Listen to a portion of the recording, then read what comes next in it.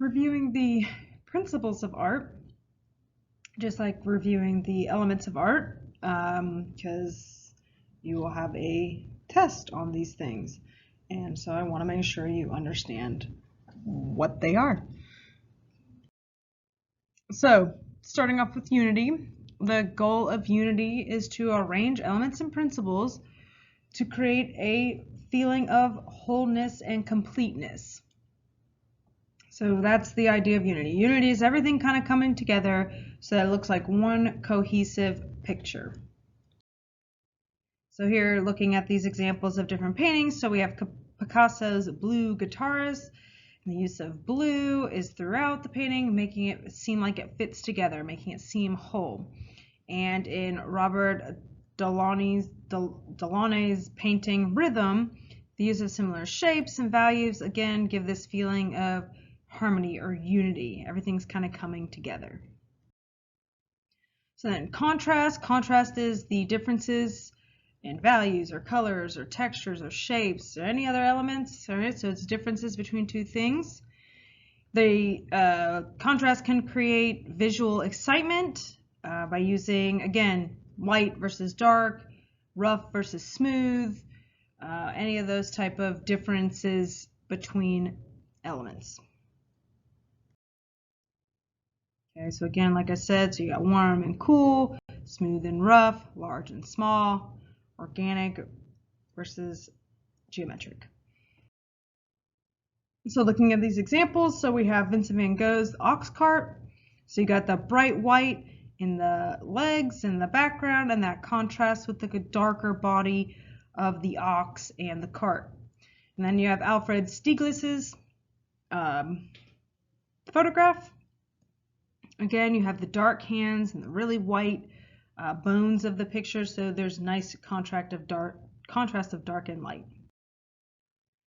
Pattern is using the art elements in a planned or random repetition.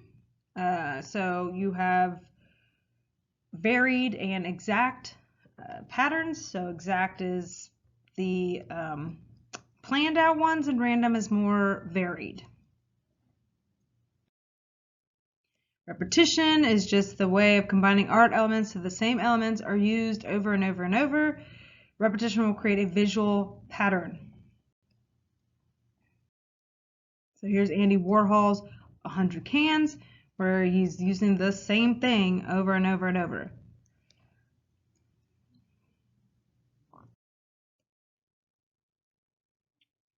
Again, there's different examples of pattern in different fabrics and quilts. So here's an example of using pattern.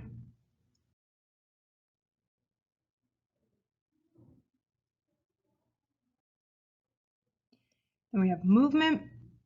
So movement lets our eye kind of draw us through the painting. When there's movement in a painting, our eye moves from one part to the other. It's a way of leading the viewer's eyes through the artwork. So again, it has the look and feel of action that's guiding the viewer's eye through the artwork. So here's an example by Marcel Duchamp, Nude Descending the Staircase #2. So because it's kind of this repeated thing over and over, we get this sense of movement. Or David Hockney's image, Day Pool with 3 Blues. Because of how the shape of the diving board and the color of it and how it contrasts, and it's the complement almost of the blue and other colors going on, you know, it draws us in, and there's a little bit of movement with that. Rhythm is where artists seek to make their work seem active, and it's using kind of pattern and movement together. So you're repeating an element of art, there's your pattern, that then suggests action of some sort, which is your movement. So sometimes to create rhythm, the artist repeats not just the same elements, but same exact objects. So looking at Edvard Munch's Scream.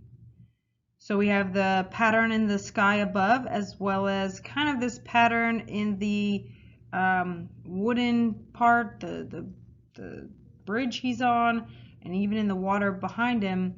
And also because of how it moves our eye, it's not just straight lines, and even if it was kind of this curvy thing, it kind of draws our eye through.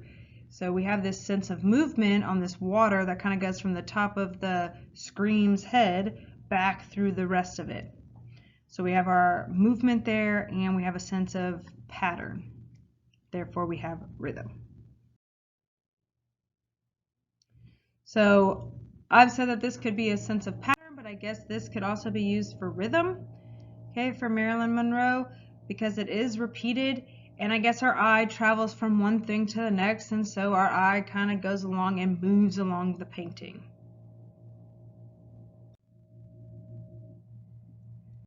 Then we have balance. Okay, so balance is concerned with arranging elements, so no one part of the artwork overpowers or seems heavier than another part. Even an asymmetrical balance, it still has a balance. Nothing seems weightier than the other.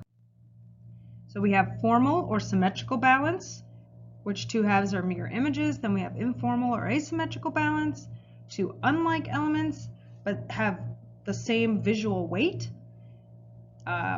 So an example of that would be a small shape painted bright red will balance several larger items painted in duller reds. And then third, we have radial balance. When an object, something in our work is positioned around a central point or kind of radiates out from the center. So here's an example. This is formal balance, so we can kind of split this down the middle.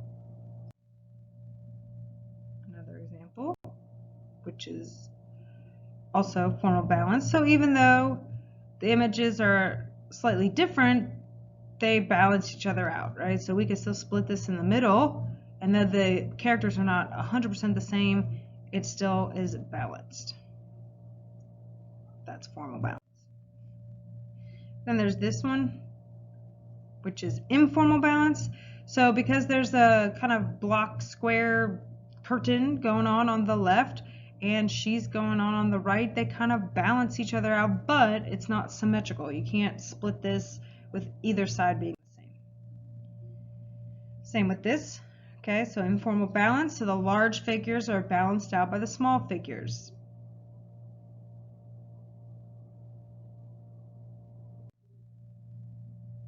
So is this asymmetrical or symmetrical?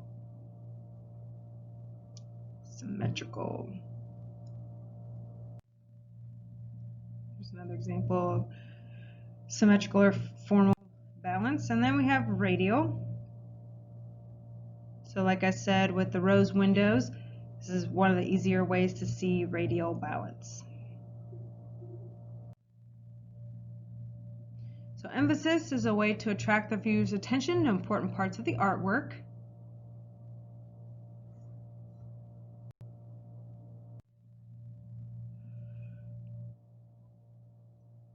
So emphasis is having an element stand out against some of the other elements that might be in the piece of artwork, and it could be created by contrast or any type of extreme changes. So this is the Last Supper with Jesus in the middle there, and our eyes kind of drawn into him based off of the colors that he's wearing. Now there is balance because the colors kind of repeat throughout, but we're definitely drawn into him with the other characters kind of moving a little bit away from him, so he does stand out in the middle.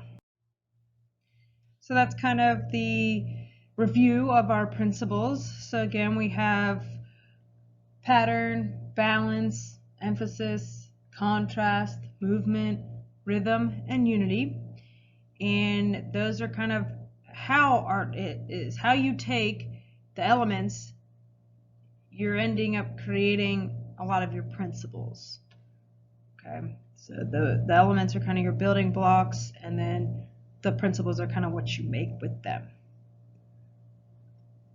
So make sure you understand the elements and the principles. If you need to go watch Elements again, please do so. and good luck on your test. You can do it.